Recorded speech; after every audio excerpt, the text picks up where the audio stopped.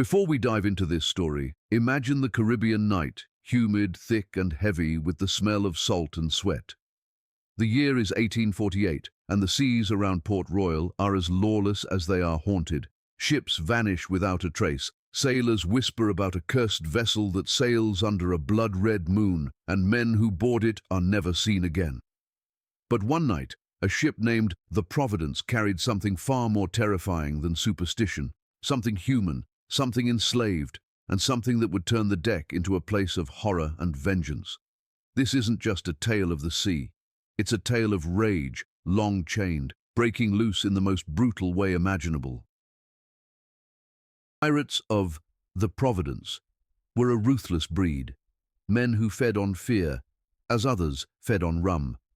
They had come from all corners of the Caribbean, fugitives, smugglers, deserters, men with no law but the knife. The captain, Silas Thorne, was the kind who laughed while killing, a man whose word carried the weight of death. He ruled his ship not through respect but through terror. The crew followed him because they feared him, and they feared him because they knew he was capable of anything. When they found the slave adrift, Silas saw opportunity, not for labor or ransom, but for amusement. To him, suffering was a game, and the new captive would be its latest piece. The man's first days aboard were filled with humiliation. Stripped, shackled, and branded again with a crude iron P for Providence, he was forced to scrub the decks with his bare hands until the salt water burned his wounds raw. The pirates took turns taunting him, tossing scraps of food at his feet, calling him names, waiting for a reaction that never came. His silence infuriated them. Men like Silas wanted screams, wanted begging, because it made them feel powerful. But the slave gave them nothing, not even a glance of defiance or submission, only quiet breathing, steady and unnerving. Below deck, in the darkness where the ship's rot mingled with blood and seawater, he would lie awake, listening to the creak of wood above him. He learned the rhythm of the crew, the shift of their boots, the sound of their laughter. Every noise etched itself into his mind like a map. He remembered each voice, each insult, each boot that kicked him.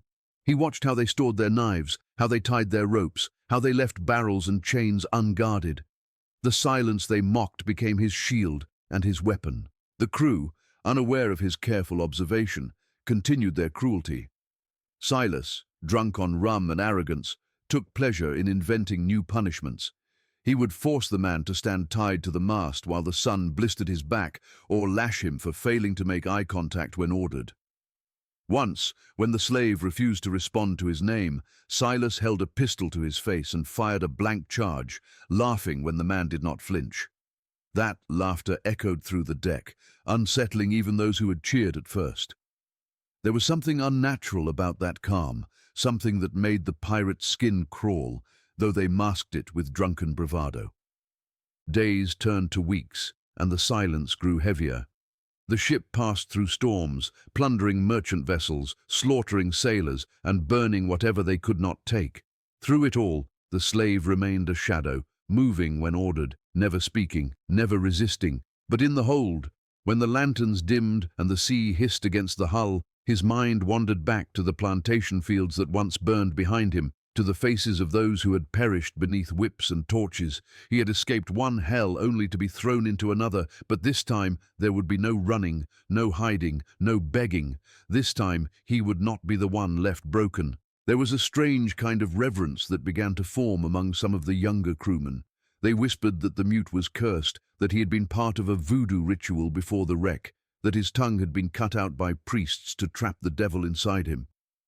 Silas dismissed such talk as coward's gossip, but even he began to sense something unnatural about the man. Once, during a drunken night, he taunted the slave by holding a blade against his throat, tracing its edge slowly as the ship rocked.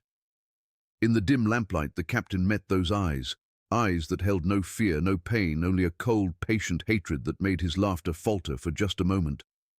That moment passed, but it lingered in his dreams. The slave's body bore every mark of torment, yet his spirit remained untouched. He became like the sea itself, silent, vast, and merciless when stirred. He learned to move through the ship unnoticed, cleaning the blood, carrying barrels, always watching. One night he found a broken blade among the discarded tools, small enough to hide within his rags. He did not smile or tremble, he simply tucked it away, as though it were a piece of his soul returned. Every insult, every strike, every cruel laugh became fuel for something building within him, something ancient and unstoppable. The ship sailed toward Port Royal with its hold full of stolen goods and its deck full of devils.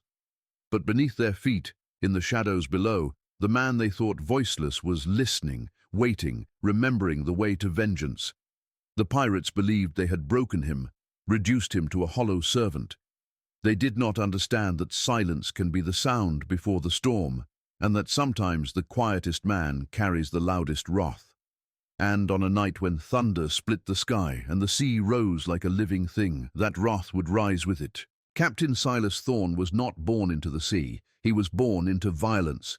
His legend was carved not through naval honor or courage, but through fear, soaked in blood and rum.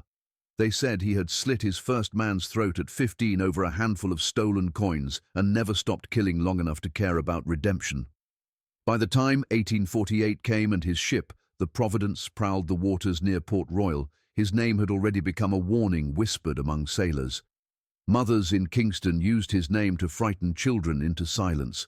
But aboard his ship, Silas needed no ghost stories. He was the monster himself. His presence was enough to make the air thicken, his voice a low growl that carried both promise and punishment. He ruled by spectacle, turning cruelty into performance, demanding obedience not through words but through suffering. Every lash of his whip, every corpse tossed into the waves, reminded his crew that mercy was weakness, and weakness had no place on his deck. He was tall, with a crooked nose from too many brawls and a jagged scar that ran from the corner of his left eye down to his throat. His hair was matted from salt and sweat, his teeth stained dark from tobacco and blood. There was a peculiar charm about him that made men follow him, not because they trusted him, but because they were too afraid to turn away. His laughter was as sharp as the knife he kept strapped to his thigh, a laughter that made even hardened killers uneasy. He had once served under the British flag, but desertion had turned him into something else, something unrestrained. The sea had given him freedom, and he used it to build his empire of terror. When the Providence captured the mute slave from the wreck, Silas saw it as nothing more than a stroke of luck to amuse him between raids.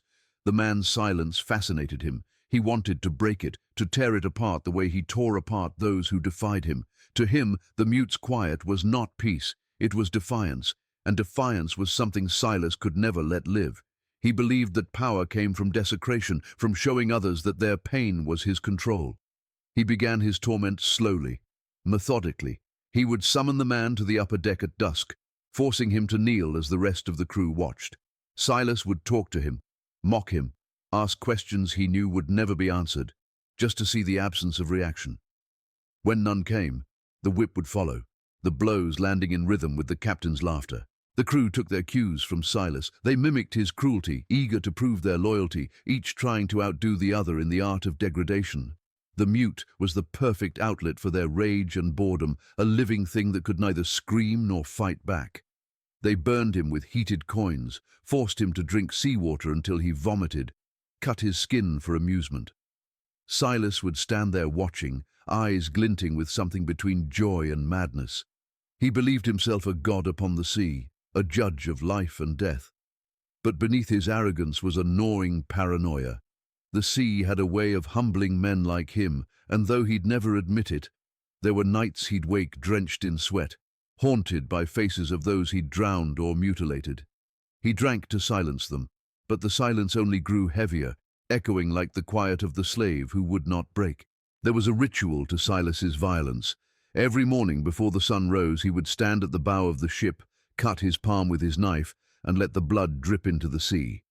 He told his crew it was a pact, a promise that as long as the sea tasted his blood, it would protect him.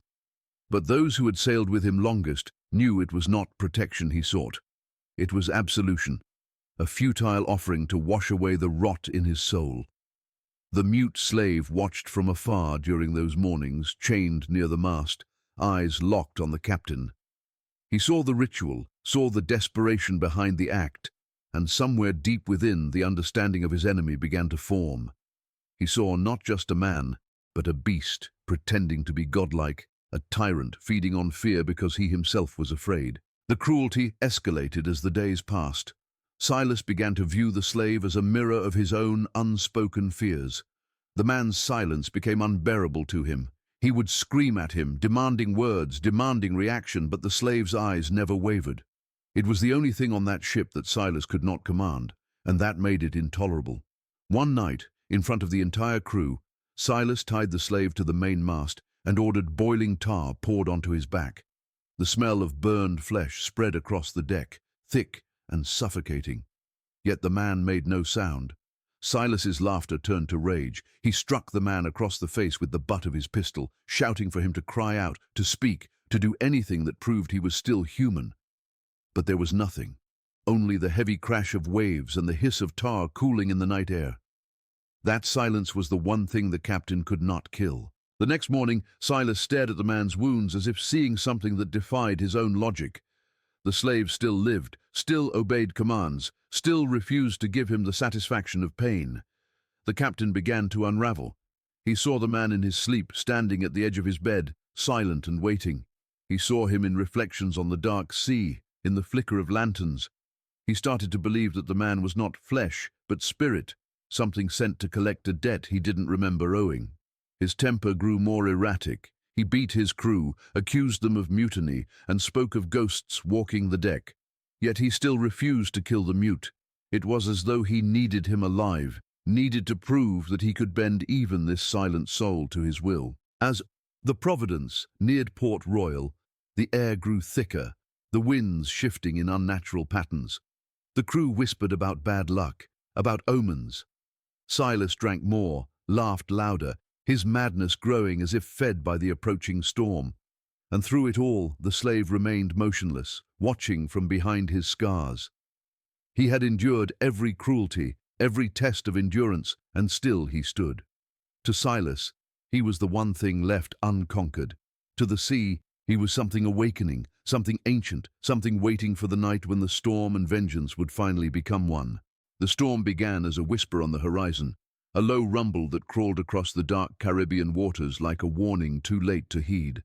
The sky bruised over with heavy clouds, the color of rotting steel, and the wind carried with it the scent of coming violence. The crew of the Providence moved about nervously, their usual laughter gone, replaced by muttered prayers and trembling hands. Even Silas Thorne, drunk on rum and pride, paused long enough to glance toward the rolling black line that split the sky and sea. But it wasn't just the storm that unsettled the air that night. It was the feeling that something far worse than weather had been brewing beneath the deck. The mute slave had spent days in silence, as always, working as though mechanical, his body stiff from pain and exhaustion. But his eyes had changed. The calm that once seemed distant and empty had hardened into something sharp, focused. Each crack of thunder drew him tighter. Each flash of lightning etched the shadows of his captors' faces in his mind like targets carved into flesh. The ship groaned as if alive, its timbers moaning under the pressure of wind, and for the first time the silence below deck was louder than the storm outside. He sat in the dark of the hold, the broken blade hidden beneath the damp wood, and listened. He knew the pattern of every step above, every voice, every command barked in anger. He knew where each man slept, how they kept their pistols, how their drunkenness dulled their vigilance. He waited, and the storm answered him. When the first wave struck the hull, the lanterns flickered out. Shouts erupted across the deck. Men scrambled to secure the sails, ropes whipped like snakes, and the rain came down in heavy sheets that blurred the line between sea and sky. Silas roared orders over the chaos, his voice swallowed by the wind. The ship tilted violently, sending barrels rolling and bodies slamming into the rails. Amid that chaos, the chains that held the slave creaked against their bolts. One final jolt split the wood, loosening the shackle pin that had already corroded from salt. He twisted his wrist once, twice, and the metal snapped free. No one saw, no one heard. The storm's fury cloaked his escape. He rose, slowly, every muscle trembling with a mixture of fear and purpose. His hands found the blade hidden near the water barrels, its edge dull but deadly in desperate hands. Above him, the sound of boots pounded like drums. The ship's crew was too busy fighting nature to notice the other force now rising among them. He climbed the ladder, each step a promise whispered to the dead who had lived and died without justice. As he reached the deck, lightning tore across the sky, revealing the faces of men who had mocked and beaten him. The rain masked his presence, turning every shadow into a ghost. The first man never saw him. The pirate was struggling to tie down a flapping sail when the blade slid across his throat in a swift, silent motion. Blood mixed with rain and vanished into the deck's cracks as the bodies slumped soundlessly. The second fell near the mast, a gurgling gasp lost in the roar of wind. Each movement was deliberate, calm, methodical. The slave moved like the storm itself, inevitable, merciless, unstoppable. He took the knife from the first man's belt and tucked it away, a second weapon for what was yet to come. The chaos masked the slaughter. Men thought the screams were the wind, the thuds were cargo falling, the splashes were just rain hitting the sea. But the blood was real, hot and spreading across the boards. By the time Silas noticed the absence of his men, half the deck had already fallen silent beneath the storm's veil. He shouted into the darkness, demanding answers, demanding obedience. Lightning flashed again, and in that brief flare of white light, he saw him, the mute, standing near the bow, shirt torn, blade dripping red, eyes burning like the storm around them. For a heartbeat, time stopped. The two men faced each other, one trembling with fury, the other with an eerie stillness. Silas drew his pistol, aiming through the rain, but the gunpowder was soaked. The shot never fired.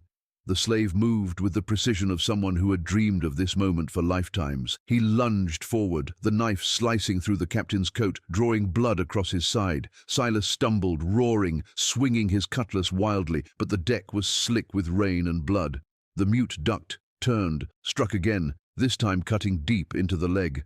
The captain fell to his knees, gasping, face twisted with disbelief that the man he had broken could now bring him to his knees. The crew that remained tried to intervene, but the storm devoured their shouts.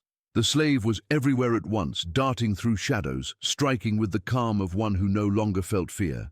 The pirates, drunk, panicked, slipped and fell into the sea, their screams vanishing beneath the thunder. The lightning revealed flashes of carnage, bodies torn, throats slit, and the slave moving among them like death given form. It was not rage guiding him, but purpose, cold and complete. Each cut was not random, but chosen, each act an echo of the pain he had endured. The storm worsened, waves slamming against the hull, tearing ropes and snapping masts. The ship tilted dangerously, but he did not stop. He cornered Silas near the helm, the captain bleeding and crawling backward through the rain. Silas tried to speak, to command, to beg, but his words drowned beneath the howling wind. The slave said nothing, his silence more terrifying than any scream could be. He struck once more, driving the knife into the wood beside Silas's head, close enough for the captain to feel the cold metal brush his skin. Then he pulled the captain by the collar and dragged him across the deck toward the others who had fallen. The storm lit them in flashes. The faces of 5 crewmen sprawled and mutilated, their blood swirling into the rainwater that ran in rivers toward the sea. The lightning cracked again, illuminating the horror of what followed. The slave, trembling but unflinching, began the final act of his vengeance. It was not enough to kill. Death was too simple, too merciful. What he took from them was what they had used to define their power, their domination, their cruelty. He made them powerless in the same way they had once made others voiceless, marking them forever in the language of pain they had spoken so fluently. His hands were steady as he worked, his face expressionless, his breathing calm even as thunder rolled overhead. It was not madness, it was justice in its rawest, most brutal form. When the last cry faded and the deck was quiet save for the crashing sea, he stood amidst the bodies, his chest rising and falling slowly, rain washing the blood from his skin. The ship drifted, its sails torn, its crew dead or dying. The storm began to ease, the thunder rolling farther into the distance, leaving only the hiss of rain and the creak of the broken vessel. The mute man turned his gaze toward the horizon, his expression unreadable, the chain still hanging from his wrists, gleaming faintly in the dim light.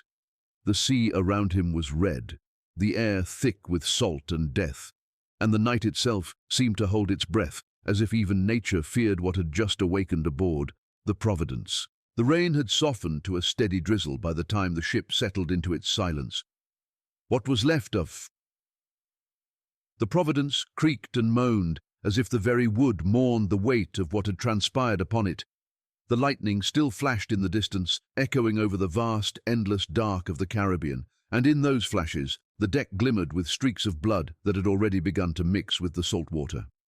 The mute slave stood amidst the wreckage, the knife still slick in his hand, his breath shallow but steady. Around him lay the remains of the men who had thought themselves gods of the sea, sprawled and broken, their power reduced to the same mortal fragility they had once mocked in others. The air was heavy with iron and rot, and through the rain, a strange calm began to descend, the calm that comes only after chaos has spent itself. He moved slowly across the deck, the boards slick beneath his bare feet, his eyes tracing the shapes of bodies without a flicker of emotion. He had seen death before, had lived under its shadow his entire life, but never had it looked so quiet. The first of them, the youngest crewman, lay near the mast, his mouth open as if mid-plea. The second, the one who used to spit at him during chores, was slumped against a barrel, eyes wide and glassy. Each of them had been reduced to nothing more than meat in the storm's aftermath, stripped of arrogance, stripped of laughter, stripped of power. He did not revel in their pain. There was no satisfaction on his face, only something deeper, something that looked like weary deliverance. When he reached Silas Thorne, the captain was barely breathing. His once proud face was swollen and bloodied, his eyes darting frantically as though trying to find mercy in the one man who had none left to give. The slave knelt beside him, the knife still in his grip, its reflection dancing faintly in the rain. Silas tried to speak, to command as he always had, but his voice came out as a broken rasp, words choked by fear. He raised a trembling hand as if to plead, but the gesture meant nothing. The mute simply looked at him for a long moment, studying the man who had believed himself untouchable. That same look he had given during beatings, the same hollow stare that had infuriated Silas night after night, now became a mirror, showing the captain what he had never wanted to see, his own weakness staring back at him. The blade descended slowly, not with haste, but with purpose. It was not rage that guided him, not the chaos of fury, but the discipline of retribution. Every motion was controlled, precise, deliberate, as if each act carried the weight of generations behind it. The pirates had used their cruelty as a mark of dominance, their bodies as weapons of shame and control. The slave understood this, and in that understanding came his chosen punishment. What he took from them was not just flesh but pride, not just blood but legacy. In stripping them of that which they had used to enslave others, he turned their power into ruin, their masculinity into mockery. Each cut became a word in a language that needed no voice, each act a scripture of vengeance written on their bodies. The captain's screams never came. The storm had taken his voice long before. The mute did not stop to listen. He only worked with grim patience, unbothered by the tremors of the dying man beneath him. The rain washed over them both, carrying the blood into the sea, where it dissolved into the vastness like ink into black water. Around him, the other crewmen were strewn like offerings to the deep. Their eyes stared blankly toward the heavens, faces twisted in terror that even the sea could not cleanse. The ship, once a vessel of power and cruelty, now resembled a floating tomb. He rose and stepped back, his chest heaving from exhaustion. The knife slipped from his hand and clattered to the deck, its sound sharp and final. His chains still hung from his wrists, heavy and rusted, yet he made no effort to remove them. They were no longer symbols of bondage, but relics of what had been endured. He walked toward the edge of the ship, his bare feet leaving faint trails of diluted blood in his wake. The wind had grown softer, brushing against his skin like a whisper. The moon began to emerge through the clouds, faint and pale, casting the deck in an eerie silver glow that turned the scene almost sacred. The bodies lay in twisted stillness, the mutilations gruesome, yet precise. The storm had hidden his vengeance, but now the moonlight revealed it in all its horror. The castration of the pirates was more than physical punishment. It was a statement written in the language of power and suffering. The same men who had mocked his silence and used their strength to destroy others now lay hollowed, robbed of the very essence of their cruelty. What had been done in secret corners and below decks was now brought into the open, laid bare beneath the indifferent gaze of the sky. He walked past the corpses, eyes unfocused, steps slow but purposeful. The sea called to him in rhythmic waves against the hull, a sound older than the cruelty of men. The ropes swayed gently overhead, the tattered sails flapping like shrouds of the dead. He could still hear echoes of the past in the creak of the wood, the laughter of the crew, the crack of the whip, the captain's voice barking orders. But they were ghosts now, fading into the sound of the tide. The air was thick with salt and memory. He knelt for a moment, dipping his hands into the rainwater that pooled on the deck, rubbing away the blood.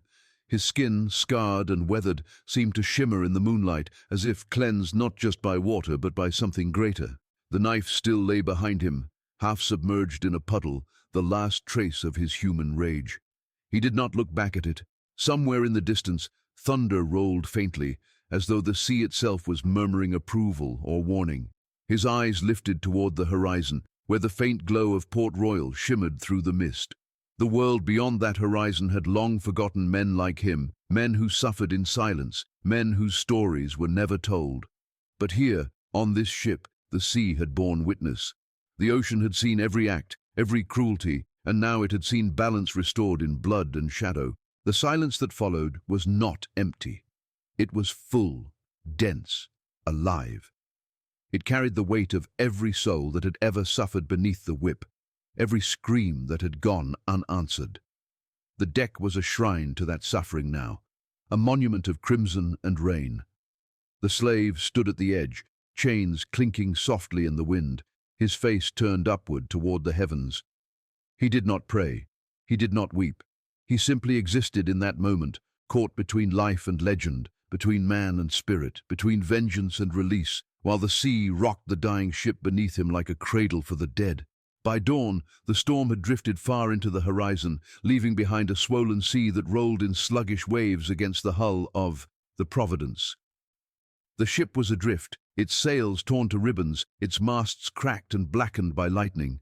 Seabirds circled overhead, crying out into the emptiness, their wings cutting through the fog that had settled low over the water. The deck was quiet except for the groan of wet wood and the slap of waves against the sides. The bodies of the pirates lay where they had fallen, stiffening in the cold morning air, their faces pale and bloated, the scent of blood thick and sweet under the sun that had begun to rise over the eastern rim of the world. The silence was absolute, a kind of stillness that felt unnatural, as if sound itself had been swallowed by the horror that remained.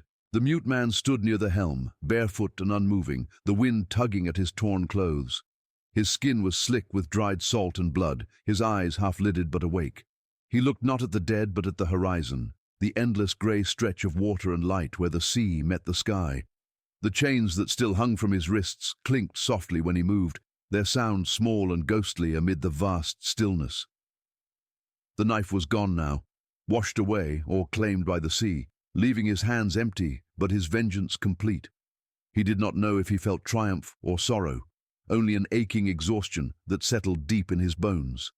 The night had taken everything that once defined the men around him, and in doing so, it had taken something from him as well, something human, something that could never return. The sun climbed higher, turning the sea from black to blue, but it did not bring warmth. The light revealed the full devastation. The blood pooled in the cracks of the deck, the ropes frayed and tangled, the sails hanging like torn skin. The ship, once a terror to the Caribbean, now floated like a carcass, silent and broken, its flag barely clinging to the mast. From a distance, it might have seemed peaceful, drifting gently under the morning sky. But up close it was a graveyard, and standing among the dead, the mute appeared less like a man and more like the embodiment of something the sea itself had birthed, vengeance given form, silent and eternal.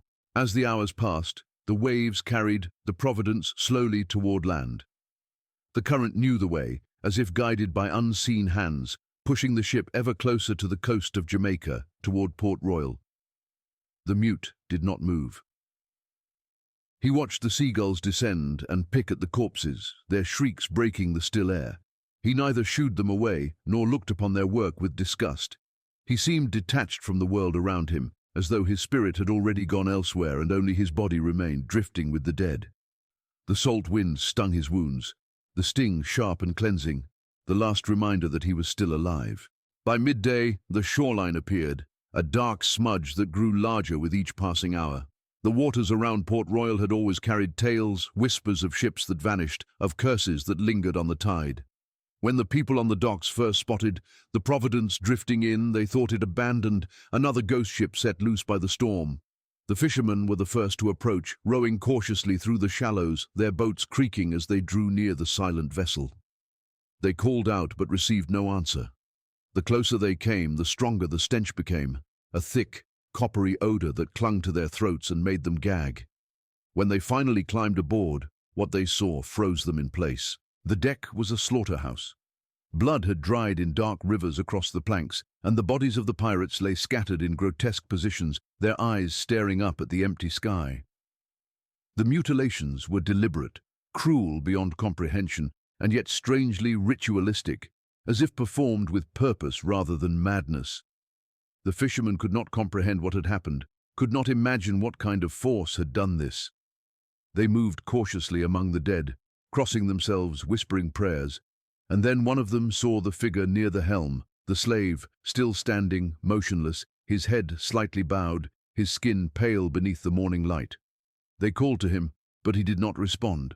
When they drew closer, they realized his eyes were open, but vacant, the pupils clouded, his chest rising and falling in faint, shallow breaths. He was alive, but it was as if his soul had drifted away with the storm. They carried him from the ship, their hands trembling, their minds filled with dread. Some refused to touch him, whispering that he was cursed, that no human could have survived such a massacre and remained sane. Others insisted he was the victim, that he had suffered something unspeakable. When they brought him ashore, the townspeople gathered, staring at the man who had come from the ghost ship. They asked what had happened, but he could not speak. His silence unnerved them more than screams ever could.